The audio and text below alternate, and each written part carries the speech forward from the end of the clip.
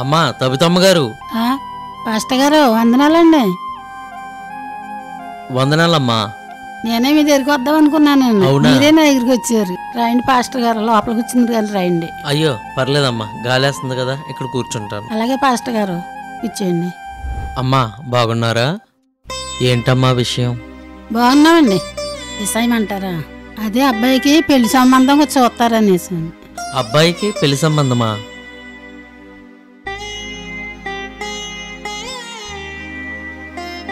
అవునండి, అబ్బాయికి పెళ్లి చేద్దామని. మీరే దారి చూపించండి బాబు వాడికి. ఏమని చెప్పమంటావమ్మా? పొద్దుటే లేచి సినిమాటర్లకు దండం పెట్టుకుని వాళ్ళని పోలు నడుస్తారని చెప్పమంటారా? నేను అన్నది నిజమే కదమ్మా, చెప్పమ్మా.